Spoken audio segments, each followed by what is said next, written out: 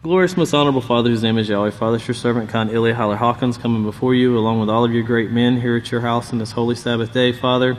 All of us coming before you in complete unity with the body of priests, being a seat of the seventh Malach, the great Con Yisrayl Hawkins, and through the authority of a high priest, Yeshua Messiah. Most righteous Father, as we come before you upon this day, we do thank you and praise you for giving us this great Sabbath day, Father, that we may learn of your ways and to come sit at the feet of your great teachers in these last days, that we may gather the oil which flows forth from the seventh Malach, that we may learn to become teachers of righteousness and assisting him in doing all of these things which must be done in these last days, Father Yahweh, as prophecies are being fulfilled before our very eyes. We do continually pray for our minds to be open and given understanding concerning the teachings which come forth from your house, Father Yahweh, and we continually pray for your body, for all of those who are sick and afflicted at this time, that they would be made well. We continually pray for all those overseas and in prisons, Father, held back at this time, that they would soon be delivered. And we continually pray for our great teacher and for your work, Father, to continue moving forward, that it would be strengthened, that the adversary would not be able to come against it in any which way, shape, or form, that the doors would continually open as they are, and for the protection of all those, Father, who are not yet called to your house, but are assisting in this work and opening doors and allowing the peaceful solution to enter into not only their schools, but into their countries, that these things may be taught to the future generations to come, knowing that they will be the leaders, Father, and they will be able to assist in establishing your great kingdom on the face of this earth. We do love you and thank you, and pray for your guidance in all things, being in complete unity with the body of priests, being seated at the seventh Malach, and through the authority of a high priest, Yeshua Messiah. Hallelujah, Yahweh. Praise Yahweh. Everyone may be seated. Now today we're going to start in the 12th book of Yisrayl, the 12th book of Yisrayl, volume 1, He Who Rules is Yahweh. And of course it was entitled Menorah. And the sermon we're going to go over today, of course, is chapter 1. And Pastor entitled this sermon that Yahweh used the olive tree that was drawn by a priest and put it over the house of Yahweh. Yahweh put it in a cloud at the Feast of Trumpets, and then in the donkey cloud on August 25th, 2011. Now this is one of the many times that you can actually appreciate being in the house of Yahweh at that time and being able to be part of all of these things that took place in Yahweh's house with the creation of these things, knowing that we're going to even cover tonight the names that Pastor gives of the very few people, but the whole group of people that actually worked in assisting and getting this work done, and it was the work of very many people that allowed all of these things to come to pass and to be accomplished. Now, starting off, of course, Pastor always starts off with news articles, but before he goes into speaking about the great Khan Michael, of course, had created this olive tree, 2 olive trees actually, that he had put over the top of the sanctuary. And of course, Yahweh was guiding him, and at that time he didn't know what was the push behind it, but he was actually being led by Yahweh to do such a thing. And of course, just as the peaceful solution teaches that thoughts lead to feelings and feelings lead to actions. Well, he was inspired and he fulfilled what he was inspired to do, not even knowing what he was doing at the time. But it shows that Yahweh is in complete control of what he's doing. He's in total control of what he's doing. No matter how we may see it or how we may not see it, he is in control. Now, one of the articles in verse 4 Pastor started out with was the recycling water. And of course, it was the Texas Commission on Environmental Quality has approved a controversial proposal from the city of Brownwood. And of course, they're actually putting that into play now with recycling the water, toilet water, black water, that usually would go into a septic. That the city, I think the city of Brownwood already, they water their grass with their sewer water. So that's been going for years now. But now, of course, they're not the only place doing it. There's many cities that have already put this into effect. The city of Abelin is talking about doing this within the next few years. Actually drinking back the sewage water, running it into the lake, and then drinking it back. And of course, it fulfills a prophecy in Isaiah where it says that they will drink their own urine. They will actually drink their own urine in these last days. Now, keep in mind the filth that goes down the toilet when you use it. you think of urine, but then think about all the STDs and the other particles. It's been proven that pharmaceuticals that people take, that whenever they're eliminated through the body, enter the water, they've tested the water, and they can still find the pharmaceuticals that people are taking for their ailments, for these diseases newly come up. But there would come to a point to where this common sense of drinking fresh water has kind of left mankind. And of course, if you look to our nation's leaders, I think the last few weeks have been a complete and total example of the confusion that even our leaders have. They all know that what they were doing was wrong. The approval rate dropped, I think, to 5% for Congress and Senate. But yet they still fought the whole way, and in the end they agreed on what they fought over the whole time. Now, but they'll quickly sign into this bill to drink your own urine. They'll quickly do that. They're not doing it, I'm sure, but they'll quickly do it. At least they think they're not doing it anyway. But anyway, Pastor went into that to let people know how these things were progressing. Now, we can look today, and of course this was given just over, a year and 10 months ago?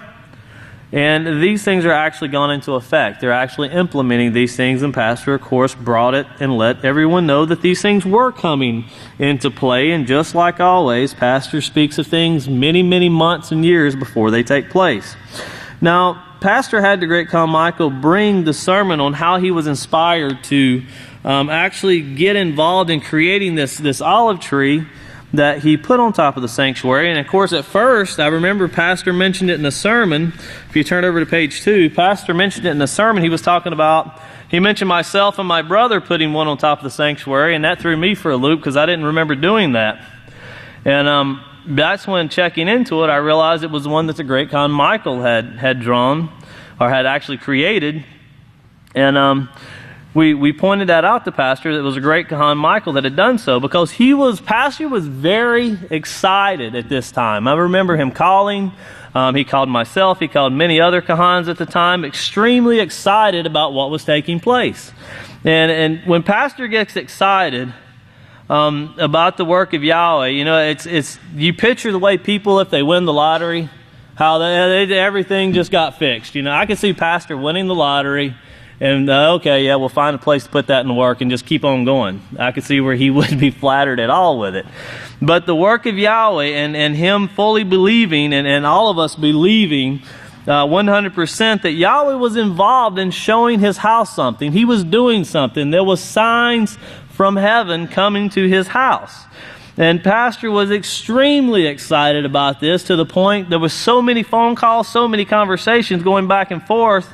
It was hard to keep up with who had been told what and how things were going. But Pastor knew what was going on. He knew every bit of it, and he was extremely excited about it. And of course, it all started, and that's why he brought this sermon, was to explain to everyone in the house of Yahweh how this actually come about. Because he wanted everyone to understand. He wanted it put down for the histories, for all of us to read, for those overseas, for those in prisons, for everyone to see how this actually took place. And it once again was a great time to be in Yahweh's house. Now, on verse 6 it says, "Now it was on May the 29th, the great Michael Sheets Hawkins drew the picture of the olive tree." And of course, he did it on his computer. If you have your book, you can actually see the great Michael there working on it. Now, that was when, of course, I was thinking that let me start over. Now, that was when, of course, when I think that it was the last time to draw it. He thinks that the date was just before Passover, and that he used it, of course, later. That tree was used along with the children singing the song, The Great Commandments. And that was a special that was done in the sanctuary that we showed on Yahweh Prophetic Television. And of course, when the song come up, the picture of the House of Yahweh came up, and that tree was on top of the House of Yahweh. And that's how the intro to that song was done for the children. And then at verse 7 it says, "Now on June 8th, you've got to get all of this. Then you got to see how Yahweh did it for you." And it truly was done for everyone in Yahweh's house as a great inspiration. And it was on June the 8th that the tree was put on top of the sanctuary about Pentecost 2011, shown while the children were singing the Great Commandments. Now, it was on August 25th, if you remember, when Pastor first seen the donkey cloud that was over the homestead. And that was where the donkey was looking at the cloud that, and if you're looking at the bottom of page 2, you can see the cloud there. But now at this time, that picture had not been recreated. Pastor was still working with the great Khan Yeshua and the Kahana that was assisting him in getting it right. And I remember being in the meetings and being there, and I remember Pastor saying that it has to be exactly right. I remember the detail that he was putting into it because he did not want to misrepresent what Yahweh had showed him. And it would have been very easily to look at the first picture and say, yep, that'll work. Yeah, just show it. But I remember he was very meticulous about it. And he wouldn't just do anything, and he wanted it to be exact. And he could still see that picture in his mind, and of course he was trying to get those who were working on it to see the same thing that he was seeing. And of course this started, it was on the 27th of August that Pastor actually spoke about this in a sermon. He actually mentioned it. It was that Sabbath. He told us on the 27th of August, 2011, and he told the whole House of Yahweh that day. And then it was on the 28th of August, which was when Pastor was turning 77, starting his 78th year, that the artist, Kahan Yeshua, and the Kahana that was working on it, began to work on it. As many of you know, there's always banners. The theme of the feast are always displayed on banners for us to get the idea and to always remember. And these are always great reminders of what the feast are to be about. And there's a lot of detail. When you see those banners, there is a lot of detail, a lot of thought, a lot of effort, and a lot of work that go into the creating of those, maybe 10 words, 7 words, whatever's on there. They're not just words that are pulled out of thin air. There is a lot, and I do mean a lot of thought and detail and effort goes into those things. And they work very hard at doing them. Now, it was on the 27th when Pastor brought it to us, of course, and then they started to work on the banner the 28th. And once again, they were able to get the donkey. And remember, the donkey had a backpack. It was wearing a backpack, and it was staring at this cloud. And at first, Pastor thought that cloud was something that looked like it wanted to hurt the donkey. He said it looked like it was growling or something. He couldn't really tell. He said it didn't make sense for it to look like it was wanting to hurt anything. But he really didn't know what to make of it. He just knew he seen the donkey in the backpack staring at this cloud. And in verse 10 it says, now they were able to get the donkey pretty close to right, but they were having trouble with the clouds. And they would bring it once a week, and I would look at it and I would say, no, it's like that. You got to take this out, put something else here, and they would take it back and redo it. Took them about a week, and then I think they were getting pretty aggravated with me, but I know they wouldn't.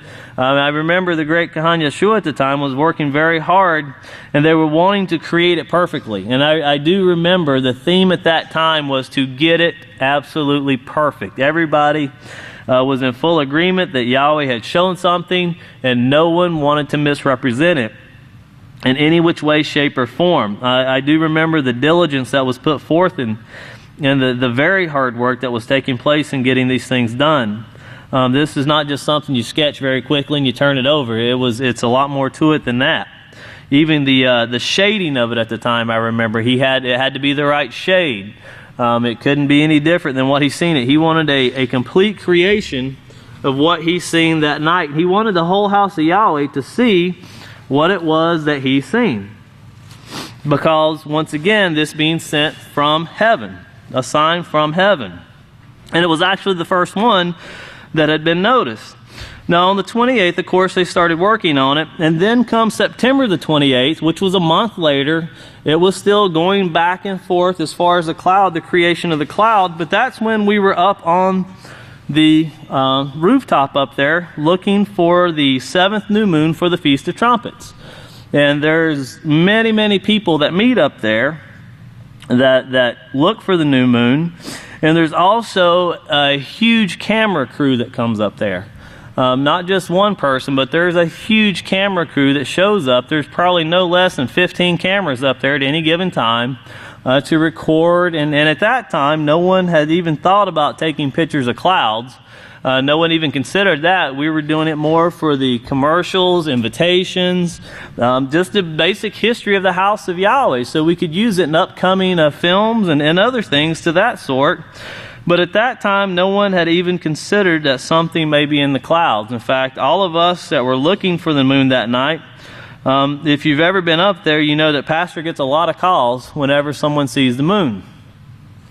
And I do remember him getting a call, and I remember him having the conversation with someone, didn't know who it was, but I do remember they were trying to direct him where the moon was, because we hadn't seen it yet, and all the priests were looking for it, the future priests, and a lot of children, many deacons were up there, and we were all looking for it, and it was fairly cloudy that night when we were looking for it. And I remember the instructions, he was repeating it out loud for everybody to hear, was you see a cloud, now when you see that cloud, look a little to the right, and that's where the new moon's going to be. Now, I think, to the best of my knowledge, everyone's seen the new moon that night that was up there, because usually it's pretty much, Pastor wants everybody to see it before they leave from up there. And people will assist in pointing it out so everyone can see it. Even down to the youngest child, he wants them to see it, because it's very important that they know that that new moon represents the beginning of the Feast of Trumpets. It's something that Yahweh has not only instructed but commanded us to watch out for and to look for. And of course, that dawned into the 29th day, and that's when the Feast of Trumpets began. Now, once again, moving on, Pastor says in verse 14, let's see, I don't want to skip over in verse 14, now, Pastor says that he didn't know what was taking place at the time, and he didn't even think about it, but if it hadn't have occurred like it did occur, this person would have seen the new moon, but they never would have studied the cloud around it. And the cloud was a very important thing that night. Now, keep in mind, this person that called, a very diligent watcher, as Pastor had said, very diligent in Yahweh's house, a pillar in Yahweh's house, she had called, and she was inspired to call. Just like the great Khan Michael was inspired to create the olive trees and to put them on top of the sanctuary, she was inspired to call and to actually give this description of this cloud, and little did she know that Yahweh was putting an image in her mind. He was actually taking a photograph of the sky that night, because it was obvious that he was probably trying to show it to all of us, but none of us could see it. You know, we were all staring at it, but this woman did see it. And it's very important that it took place at this time, because this was the same time Pastor was bringing out about Nora. And of course, nobody knew the name Nora at the time. We were all still trying to figure it out. And of course, there was a lot of names created at the time, you know, with the young children and the adults alike trying to figure out the name of this woman. And I remember we all worked very diligently on the song and didn't even know the name. You know, it was Dada for a long time.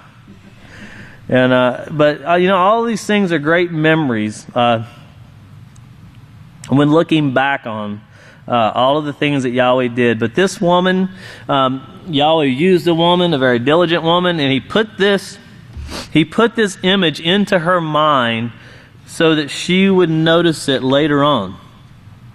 Now, in verse 15 it says, Now we were still trying to get the cloud down, and I saw it on the 25th.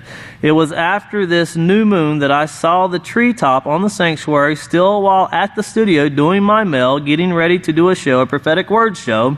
Now I'm not sure about this date, and I don't know if I can actually prove it, but I know I did talk about it to you, so we have that in a sermon. Now, he did go into great detail speaking to a lot of us through phone calls and information, and I know we went back to check it in a sermon, and I'm not for sure if he went into the detail that he did with all of us when we were all meeting about these things. He went into great detail because the excitement didn't die down for him at all. It stayed the same level throughout this whole creation of this cloud for the people to see. And of course, by then, it was reaching up closer to the feast, and the excitement was getting more and more. The Feast of Trumpets has started, and of course, then you get up to the Day of Atonement, and the Feast of Tabernacles hit very quickly after that, as we've all just experienced recently. But once again, it was all of this work, all of this hard work going into play. And the great Khan Yeshua was still working on trying to get this created. In verse 16 it says, Now it gets even better. Well, this, I don't know the date, but we're going to get the date. Now, I'm sure about it, and I think it was October 1st, and I called Yeshua Heiler, Khan Yeshua Heiler, and Khan Yeshua Heiler, and told him first to tell him of this cloud and the donkey like the tree on top of the sanctuary. And of course, that donkey was staring at the tree, and of course, it was playing when the children were singing, but Pastor had realized that that was the image of that cloud. And that was the point where Pastor realized that was the perfect image. The outline of that tree was that perfect cloud. And I remember the great Khan Yeshua and the Kahana working with him on it. I remember them getting that cloud and getting the shade down. And I remember when they stuck it before him, it was the first time he had looked at it and said, "That's it. That's exactly what I seen." And he studied it too. It wasn't just a glance. He studied it, put a lot of effort into it. I think he put more effort into it than any of us could have ever began to put. And I don't think any of us at that time still seen the importance that he seen in what was taking place, because there was many signs to come after that. But once again, Pastor seen this, watching he wasn't watching football or basketball game or America's Got Talent or whatever it is. He was watching Yahweh Prophetic Television. And if you're going to turn on the television, turn on Yahweh Prophetic Television. That's the only one that won't teach you to die. But that's what he was watching, and Yahweh showed him that at that time when he seen that. Now, before that time, Khan Yeshua was using the paintings from artists to try to put together this banner, and he was working on the computer using those paintings until I saw that. He had been working on this donkey banner now since September the 20th, 2011, but could not get it right. Now, remember the donkey. In fact, this was the banner right here. I still had one of these on stage. But the banner, well, we're zooming way. And many of you probably still have this. This was placemats that were put out also, and it was put out with 4 scriptures, and the date that it was seen, and then the actual picture itself, where the recreation. This was what Pastor was talking about, the recreation of that donkey cloud. That was the banner that they were working on, and he wanted hung in the sanctuary, and he wanted it there for feast because it was very important that everyone coming in from everywhere around the United States and the world coming in for the feast could see it, and he could explain about what it was and what he had seen. Now, it was, let's see, in verse 18 it says, and now get this, it was, now I don't know this date, I don't know the date for sure, not for sure about October the 1st, but the Sabbath before the feast, when I got through with my work and I decided to go up to the studio, this was all being led about for a purpose. Of course, the Prophetic Word channel was on, or the Prophetic Word was on Yahweh Prophetic Television. And once again, the children singing, and that's where he's seen it, being inspired by the great Khan Michael to do so. And that's when I called both the Kahans, and he had told myself and Khan Yeshua about the cloud, and he had noticed what was taking place with it. And of course, he had called me, but Khan Yeshua was the one that was dealing with the banner and taking care of that. And I directed him to Khan Yeshua, and of course, he got with the great Khan Yeshua, and then it was created. The image was made, and then it was the great Khan Yeshua that actually had to. I got a lot of credit for things I didn't do in that sermon. He got myself and my brother mixed up quite a bit. But the great Khan Yeshua was the one that actually went to the banner company and got the banner done very quickly. It was him that done that, and he did a great job by getting it done, because I don't think they wanted to do it like that. Usually it takes weeks to get it, but he was able to get that done very quickly through his diligent effort and his contacts, and actually being a member of the House of Yahweh and using the peaceful solution and the character that is displayed through Yahweh's people was really the only reason that they did it, because they actually respect the members of the House of Yahweh. And if you deal in Abelin much lately, you can tell there's a changing with the people in Abelin as they look at the House of Yahweh. I dealt with some just the other week that was wanting to talk about the House of Yahweh, and they actually are speaking very highly about the House of Yahweh and standing for the house. And soon they'll see these other things, just like we did when we were looking at this. And of course, the great Khan Yeshua, if you look down there on the bottom of page 4, That was him and some deacons putting the banner up. Of course, it hung right in the middle of the sanctuary, half on the men, half on the women's side. And they put that up on Day of Atonement. And that's when that banner was hung. Now, the woman spotted this new moon in verse 23. She spotted it on the Feast of Trumpets, and that's very important. Of course, as Pastor had said, it was very important because on December 24th, that's when Pastor was speaking about this tree over the sanctuary. Of course, it was a cloud in front of the donkey, and the lady had called and told him that she had saw a tree. And it was on the 24th that she called and actually was telling Pastor this. Now, if you see in verse 24, it says, "Now if you see what Yahweh did here, etching this into her mind, she was able to see that tree after I said this, looks like the cloud that I saw in front of the donkey," she said. "Hey, this looks like the cloud of the Feast of Trumpets, the night of the Feast of Trumpets." And of course, Pastor says it gets better. And I remember this very clearly as we were leaving the stage. I met Pastor. We were going to take care of some things. And I remember telling him that pictures were taken that night by many diligent deacons. There's a whole crew of people. I mean, the list goes on that do these things very diligently. And it was actually through and I really don't know who took the picture that night, but it was one of them that through the diligence of doing their jobs, just by merely, all I said was get cameras and take them up there. They did the work. And they did it very diligently, and it was through their diligent work that these things come about. And I remember that we went up to the stage. It was the old stage right after services, right over there, and I remember placing the picture over the cloud, and I remember when they first dropped it on there, how it matched so perfectly. I know Pastor says I said I about flipped, and I know I said that, but there was I was actually amazed when it fit. I really thought maybe it'll go, I don't know, we'll see. But when we put it on there and it locked in like a jigsaw puzzle, it amazed me at how well it fit. Even down through the shading of the tree itself actually fit the cloud that was there. And I remember calling Pastor immediately and telling him that it actually fit perfectly. And even the men that were there working on it that day, they were all amazed. I remember we had it up on that big screen TV right there looking at it, and there was a whole group of people gathered around.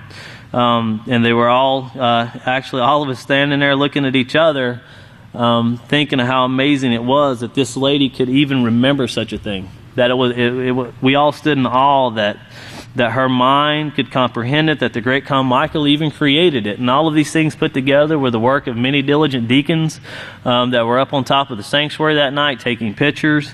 All of these things put together, so many people put together actually creating this. Now, Pastor says in verse 26, he says, if you can't figure out what Yahweh put together here, first he inspired the great Khan Michael Sheets to draw a tree. And he said that he worked on this, that he was telling me this morning that he had worked on this, seemed like for about a year or so, or maybe longer. Now, Khan Michael's a very meticulous person when he does things. He doesn't slop them together. So I could see a lot of time and effort going into this by the great Khan Michael. Now, he said the first one was back where we were at the press room in town, but he said he kept improving it and changing it and so forth until he came up with this one on the date that I gave you a while ago. And of course, and then it was on the Feast of Trumpets that Yahweh etched this into the person's mind, the very diligent, the woman who's seen this thing. And so we could go back and find it and actually see that Yahweh is the one who did this. Now, and all of the people that went into play, if one of those people had not done their jobs, if one of those people had not put forth the effort, there's no way that this would have come to pass. But through the work of many, many diligent people. But you know what? This is one example. This is one example. There's so many things that you could point out with work overseas, the work done here in Abel. It's just like going and getting food from the cafeteria. When you get that chicken or that broccoli or whatever, greens, hamburger, whatever you get stuck in your hand, you should always remember how many people and how much work it took to bring that food for you so you can sit there and enjoy it. Because it's the same thing. It's that unity that Yahweh's showing here Sometimes it's easy to do the things we know we need to do if we want something to eat, and sometimes that's grudgingly done. But things are getting better in Yahweh's house, where people, they enjoy their work, they enjoy the fellowship of their co-workers, but you never know what Yahweh's doing and the work that Yahweh's pushing. And Pastor says in verse 28, it says, anyway, that right there, you should remember, you should be very much encouraged. And he said, once again, let's turn over to Matthew 24, and you should be very much encouraged about this, because Yahweh, we're getting to where now we're close enough to being like Him. And of course, that's the character of Yahweh, as Genesis 1:26 says that Yahweh was going to create us and make us in His image. And of course, He wants us to willingly choose that image to be like Him, to actually make decisions like Him, to make judgments like Him, to respect people like Him, to be responsible like Him, to be like Him in every which way, shape, and form, to never even consider doing something evil or doing something that would harm someone else. And we should always consider that. In fact, I remember in the missionary class this week, one of the instructions to the future priests was watch how you talk to people and then watch their reactions once you've said something. Consider what it is you say and consider how you affect everyone around you. But be mindful of it. Think about it. Don't just say things and out they go. Actually think about it. Watch the reaction from people. Words are only 7%. Now, when Pastor brought this sermon, he put the thought into all of our minds about what Yahweh had done. Now, it was for us to think about, to dwell on, and to truly put forth an understanding in what Yahweh is doing. And see, and everyone should, even to this day, be greatly encouraged because of this. I remember the many things that were taking place in Yahweh's house at the time. And many people even left at this time. But you know, Yahweh was showing... Yahweh is picking His priestly family, and we're all here together in unity. And at this time, to continue on this, I'd like to turn it over to one of Yahweh's great priests. If you'll all please stand. The great Kohan Koheleth Hawkins. Praise Yahweh. Shabbat Shalom, man. You may be seated. We're going to pick up where the great Kohan left off. But before I actually get into the rest of Pastor's sermon here, I just wanted to comment on some of the things that he said, because some of his ending comments are very encouraging. You know, how he was showing how everyone in the house of Yahweh did certain things. They were standing in their place, doing the work of Yahweh, which was a great benefit to all of the house of Yahweh. And then he also mentioned about the food and how the different people stood in their place, preparing the food, gathering the food, farming, everything that they needed to do so that we can enjoy the fruit of their labor. You know, showing and proving to Yahweh that we are a family. You know, and that's very important for us to remember in these last days, that we are becoming a family of Yahweh, the family of Yahweh. And it reminded me of what Yeshua has said to the disciples. He said that, you know, no longer am I going to call you servants, because servants do not know what the ruler is doing. But now I call you brothers, because I have made known to you what Yahweh is doing. So pastors continually to reveal to us, he's continually revealing to us the plan of Yahweh. And so we know what our purpose is. We know what we're trying to achieve in these last days. We know what's going to take place. So, you know, we're becoming the brothers to Yeshua. We're becoming the sons of Yahweh. And that's what we're training for. And so the more we work together, the more we stand in our place and continue to believe into the one sent, the more established we're going to become as a family. So that's something that we need to consider. We are becoming this great and awesome, everlasting, eternal family of Yahweh. So I'm going to pick up here on page 6, because we're going to see the difference between the family of Yahweh that's being created and the world.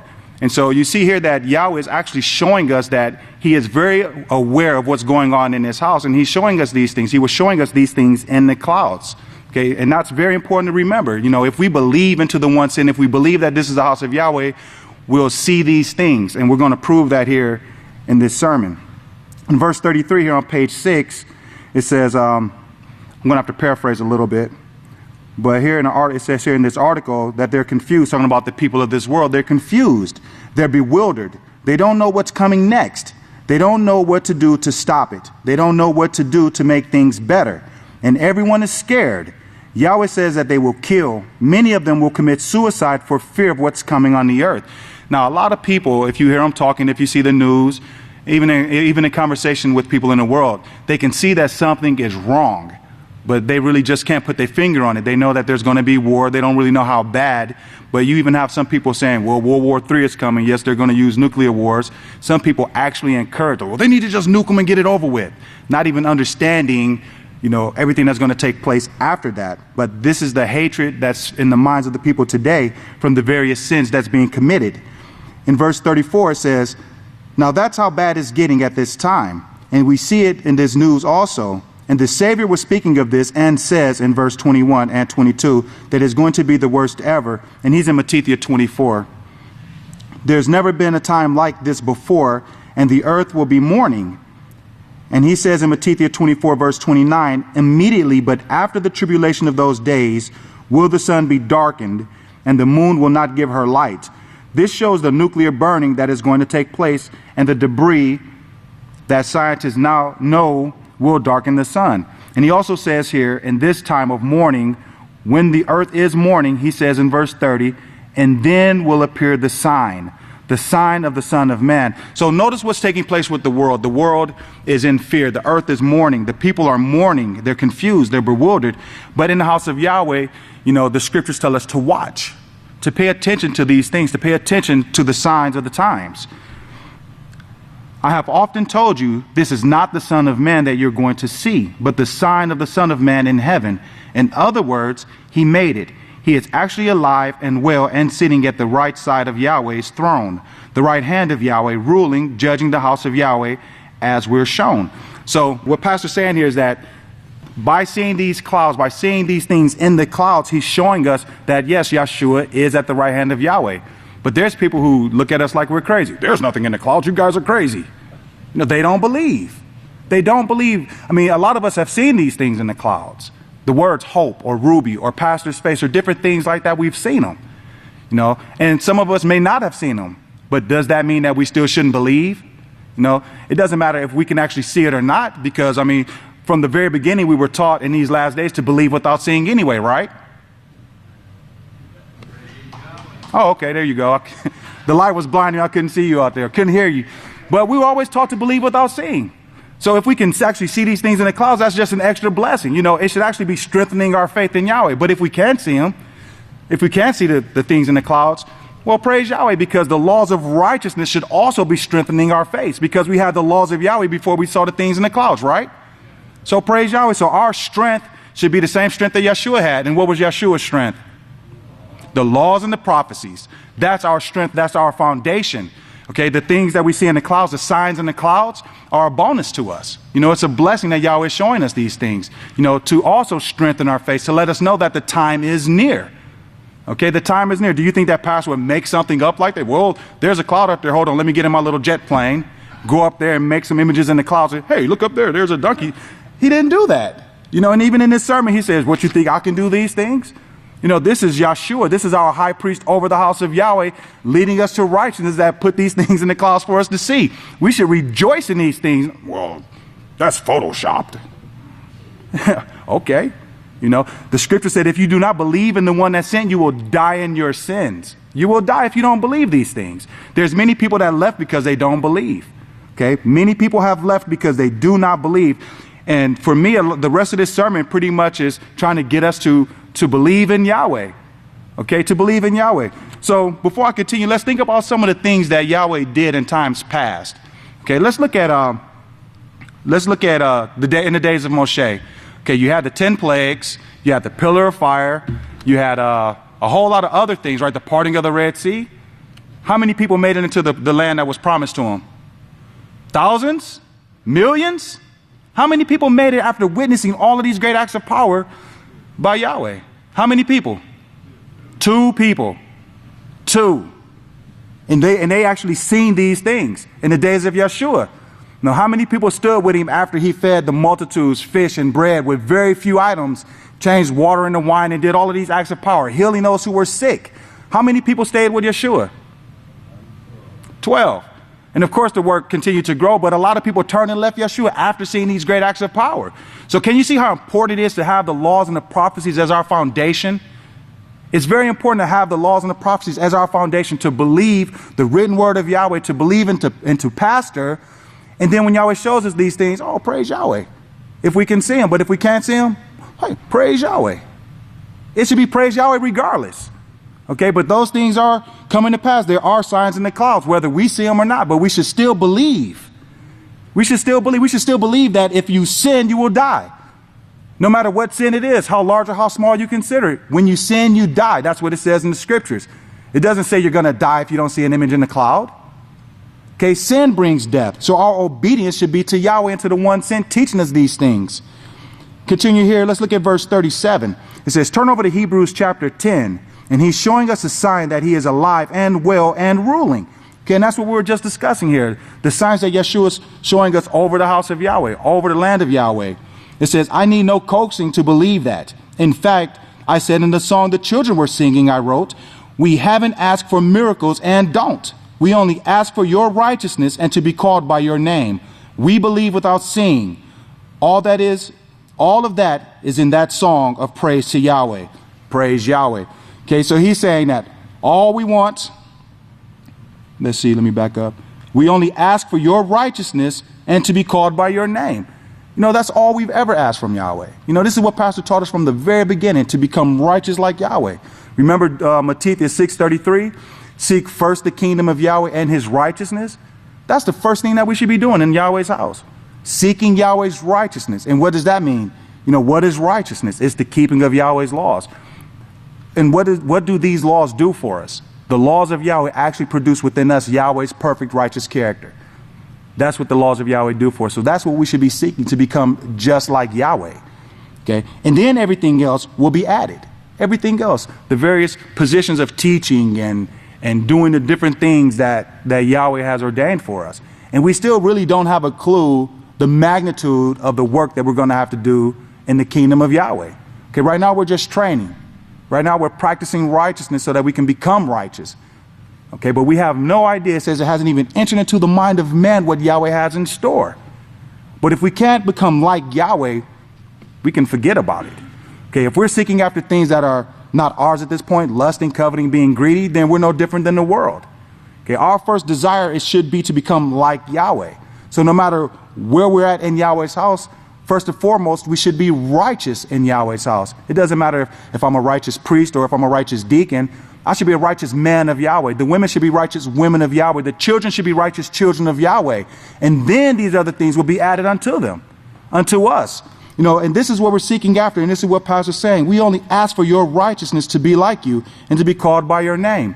Remember in, I think it's 2 Chronicles 7:14, if I'm not mistaken. I may be wrong on that, but I think 2 Chronicles 7:14, it says that if my people who are called with my name will humble themselves, I will heal them. I will heal their land. So we know in being in the house of Yahweh, being called with the name of Yahweh, we still have a lot of work to do in order to become perfectly righteous. You know, let's not deceive ourselves into thinking we're perfectly righteous. We have a lot of overcoming to do. And Yahweh's merciful. He's giving us the time that we need to become righteous. But again, he's showing us also through the clouds that, yes, you know, the time is almost at hand. You know, you're getting there. And I will be with you, or you will be with me shortly, is what he's saying to us. So we have to, like Pastor says, work, work, hurry, hurry. We have to really focus on overcoming sin so that we can rejoice with Yahweh and Yeshua forever in the kingdom.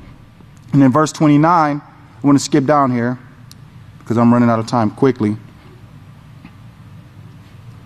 In verse 39, it says, well, back here now to Matthew 24 again, he is showing us a sign, not to the whole world, not to the whole world. And again, he's giving this sign to the house of Yahweh. The whole world doesn't see it. And again, like I was speaking about earlier, how some people actually left because they didn't believe. You know, in Romans chapter 3, it says, so what if they don't believe? So what if the world doesn't believe? Okay, does that make the faith of Yahweh ineffective? Does that mean we don't have to do it because people don't believe? It actually says that. So what? Matter of fact, let's read it. It's in Romans chapter 3. Romans chapter 3. I didn't plan on reading it, but sometimes it's better to see things with our own eyes, but not for those who believe without seeing. In Romans 3, verse 3, it's on page 875 in your books of Yahweh. It says, so what if some did not believe? Will their unbelief make the faith of Yahweh ineffective? No, it won't. It will not, because the bottom line is that we can see the curses that come from sin. Sin leads to death. Okay, the world today, we can see the effects of sin in the world today through the money in the hospitals and the way that the children are being born and the prisons overfilling and things like that. We can see what sin leads to. We see the wars in the world. No, there's no peace in the world today. So it doesn't matter if they don't believe. For those of us who do believe, we're actually going to make a difference. Okay, and so I know there's a day-to-day grinding, there's a frustration, and we long for the kingdom of Yahweh, but that's fine. Okay, it just shows that we want these things to be over, but we still have to press on. We still have to be very diligent in our training to become like Yahweh, because we're the ones that's going to have to make the change. We're the ones, we're the last remnant. This last day's house is the house that has to be prepared to change the entire universe. Remember, Pastor said we're the ones that's going to bring everyone else up to speed. You know, after the resurrection, we're the ones that's going to have to bring everyone else up to speed. And we really highly respect the prophets of old, don't we? The righteous men and women of old. Everyone that's written in the scriptures, I mean, there's an admiration for what they've done and their contribution to the work of Yahweh. But look at what Pastor has taught us. We're the ones that's going to have to bring them up to speed, because we have the complete plan of Yahweh. We're being taught by Yahweh's last witness, the complete plan of Yahweh. Think about that. Think about how awesome it is to be born in this generation and to be a part of this last day's work, and how much glory. Let me read on, because Pastor, he shows how we're Yeshua's tribute. Okay, we're Yeshua's tribute. But look at verse 41. Now what is being, I should have just kept reading because it's right here. Now what is being presented to him by his house right now is righteousness, and that is his glory. We are his glory. Yes, that's what he inherited there, the scepter of righteousness. And of course, this is what we will rule by. And, you know, Pastor has taught us that it's not like ruling with an iron thumb, but it's teaching, guiding, leading people into righteousness by example and through the teachings. And this is what Yahweh is bringing about. Verse 10 here, well, 42. Verse 10, the scepter will not depart from Yada, nor the ruling staff from between his feet, until he comes to whom tribute belongs. Well, we are his tribute.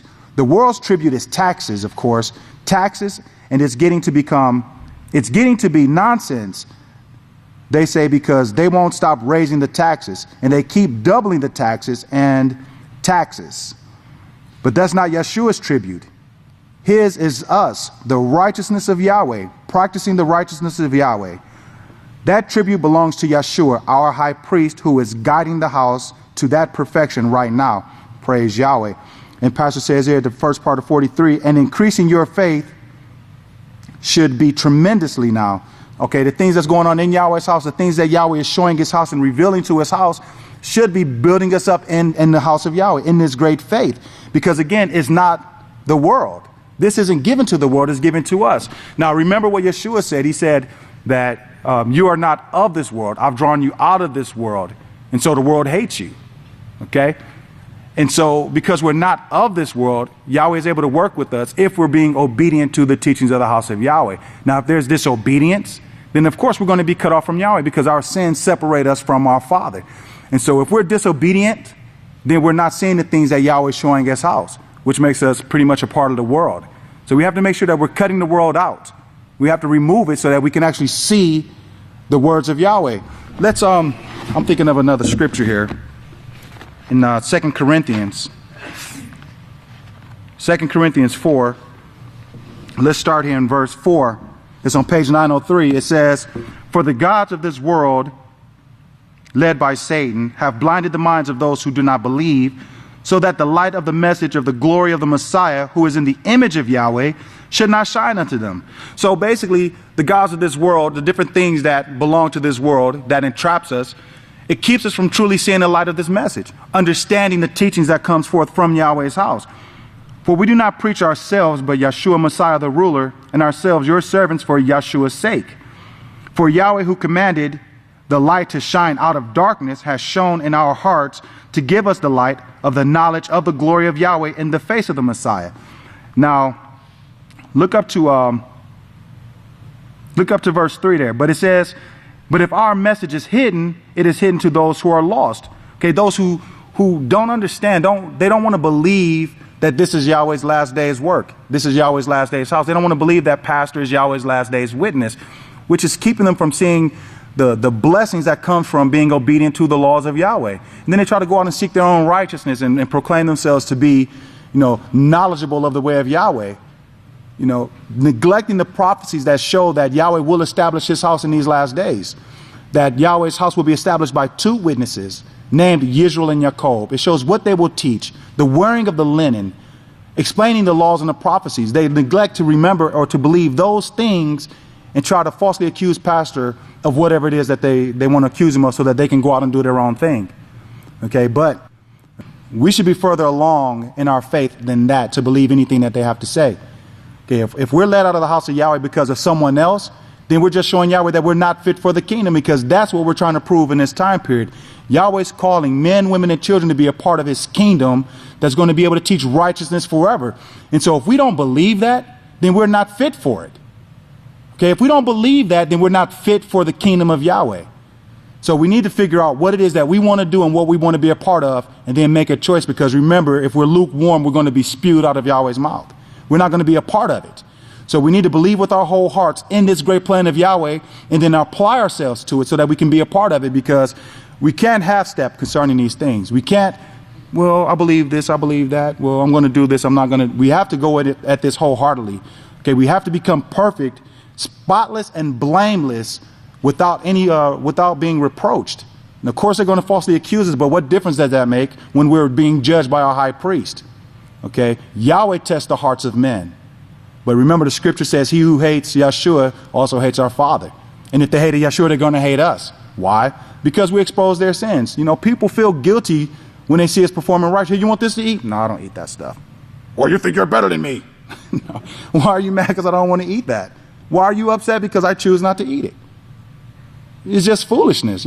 People just get upset for no reason at all because of the confusion. But they feel convicted because we actually believe those things were done away with. Okay, well, I'll choose to do it. What's the problem in that? Okay, you read out of the same book, but you want to be mad at me because I'm going to do what it says right here, but you say you believe in the book? It's foolishness. It's foolishness. But look at verse 2 in chapter 4 Corinthians. But we have renounced the hidden things of dishonesty, not walking in craftiness, nor handling the word of Yahweh, the law and the prophets, deceitfully. Okay, so they're like, we're not doing these things. These are the things that we see in the world today. This is what Pastor has taught us concerning the prophets of, matter of fact, hold your place right there real quick and look at Jeremiah chapter 15, I think it is. Jeremiah 15. No, maybe it's 23. Okay, chapter 23, look at verse 14. I have also seen in the prophets of Jerusalem a horrible thing. They commit adultery and walk in lies. They turn from Yahweh and follow after the gods. They also strengthen the hands of evildoers so that no one turns back from his wickedness. All of them are like Sodom to me, and their inhabitants are like Gomorrah. Therefore, this is what Yahweh of hosts says concerning these prophets. Behold, I will feed them with wormwood and make their drink the water of gall. For from the prophets of Jerusalem, profaneness has gone out into all the land. So this was the teaching of those who tried to use the word of Yahweh deceitfully to build up their own riches. But remember, in Corinthians, we just read, we haven't dealt with the word of Yahweh out of selfishness for our own gain, but they renounced those things and they're teaching righteousness. And I shut the book and I told y'all to hold your page. But continuing on here, it says, they haven't dealt with the word of Yahweh deceitfully, but by manifestation of the truth, commending ourselves to every man's conscience in the sight of Yahweh. So they were teaching righteousness. They were teaching the laws of Yahweh. And that's what they were doing. Let's look at verse 48 here on page 7. It says, and notice the obedience of the nations, that's his tribute. That's his tribute, not taxes, of course. The tithe go to Yahweh. The second tithe go to you. The third tithe go to the poor. They're all lined out, but his tribute is righteousness. It's obedience. And if you're not obedient to him, you're not contributing. Okay, and that's important. If you're not obedient, then you're not contributing. Okay, obedient to what? It says here, obedient to righteousness, keeping the laws of Yahweh, being obedient to our teacher. You're not contributing to his job and his portion as high priest over the house of Yahweh. If you steal from Yahweh, you're not contributing to Yeshua. And remember, we're being taught that there's many ways to steal, not just in money or in tithe and offerings and things like that, but in labor, in your work. Remember, it says, I know your works, your labor of love. These things will not be dismissed or forgotten by Yahweh if we truly do these things, out of a pure heart, desiring to be a blessing to one another. Because again, this is what we're training for, not to hear the word of Yahweh and then sit in our own homes doing our own thing while others are doing the work. We should all be contributing to this. But again, it's all based on the choices that we're going to make. How much do we believe in the plan of Yahweh? Because we all hear the same sermons. We all hear the teachings. We all know what we should be doing in order to bring forth righteous fruit, in order to make sure that this work goes on. We all know exactly what we need to do, but whether or not we do it is something totally different. And that's what we're going to be judged on, whether or not we're getting up off our duffs and getting to work. Okay? Getting the work done. Pastor goes on and he continues to talk about the different things that were shown to Daniel and how Daniel was concerned for the people of Yahweh, because he can see the 12 tribes, how they started to break up into different kingdoms and actually start fighting and killing one another. And again, we see that in the world today. All of these people are killing one another, all of them being from the 12 tribes, the whole world being descendants from the 12 tribes, still fighting and killing one another. And so this is something that grieved Daniel, but Yahweh showed Daniel part of the plan. And again, remember, Daniel didn't see the whole thing. He was seal of the books. Daniel was for a different time period. And Daniel wanted to see how everything was going to unfold. But again, that was for us. Look over to verse 69 on page 9 here. It says in verse 14, and there was giving him ruling authority and glory and the kingdom. And Daniel saw this kingdom. Remember, Daniel said that it's an everlasting kingdom and all kingdoms will submit to it or be subdued by it. We are his glory, and don't forget that. The apostles said this themselves plainly, we are his glory if we bring forth the right tribute, that all peoples, nations, and languages, and all that's left of them should obey him. His government is an everlasting government which will not pass away, and his kingdom is one which will not be destroyed. And so remember in Exodus 19, verses 5 and 6, this is what Moshe taught from the very beginning. If we will obey Yahweh, then we will be a special treasure to him. We will be a kingdom of priests and a holy nation. And Keith also wrote about it and said that, we're a special generation, a peculiar people. Okay, we're living stones being built up into a spiritual house, being built up into this everlasting priesthood, this kingdom of priests, this holy family of Yahweh. So this has always been the teaching, but only to those who will be obedient to the teachings, proving themselves fit for Yahweh's kingdom. Look at verse 85 on page 10. Now in Yachanah 6:29 also, believe the one sent. This is believing without seeing, believing the prophecies, believing all that the prophets have spoken. Then you will believe the one sent. You will believe Yeshua Messiah. And that's in Yachanah 5:37. Yahweh the Father sent him. He sent him, and you've got to believe the one sent. Well, how was he sent? He was spoken of at the mouth of the prophets. That's Yachanah 5:37. Yahweh testifies on my behalf. Okay, can we believe that? It says that Yahweh testifies on my behalf. Who believes that Yahweh testified on Yeshua's behalf? Praise Yahweh. Okay? How did he do that? At the mouth of the prophets, Yachanah 5:38. Yahweh's words not in you. Why not? And it says, we better turn to that. And then Yachanah 5:38, Pastor continues to explain that. But I'm running out of time, but I do want to mention a couple other things here, because we just acknowledged that we believe that Yahweh testified on Yeshua's behalf, right? Praise Yahweh. Now, the same scriptures testify on Pastor's behalf. Do we believe that? Praise Yahweh. The same prophets that spoke about Yeshua also spoke about Pastor. Okay, and so we're fools if we do not believe that. Okay, we're going to go off and die in our sins if we do not believe the scriptures. The scriptures testify that Yeshua will be the high priest, and he is the high priest over the house of Yahweh. Pastor is showing us how the clouds are a sign from heaven, showing that Yeshua is at the right hand of Yahweh, guiding and leading his house. Okay, and if we believe that, then we can also believe that Pastor is a light to these nations in these last days, offering salvation to all of those who want it. So the scriptures say, if you're thirsty, then come to the house of Yahweh. Come to the last day's work and be filled. Thirst no more. Thirst no more. Be filled at the house of Yahweh with righteousness. Okay? And if you're not satisfied here, then there's still sin. And we're going to keep searching. Remember, the scripture says searching, but never coming to the full knowledge of the truth. This is where it stops.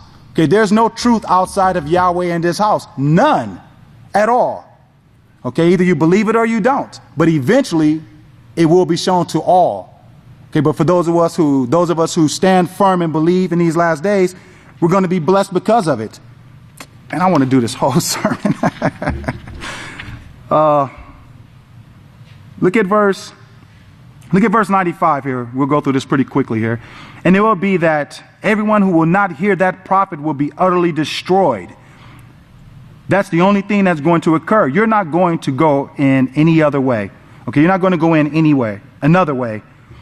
Anyone who don't, or anyone who won't believe the one sent, who won't believe the prophets who spoke of the one sent.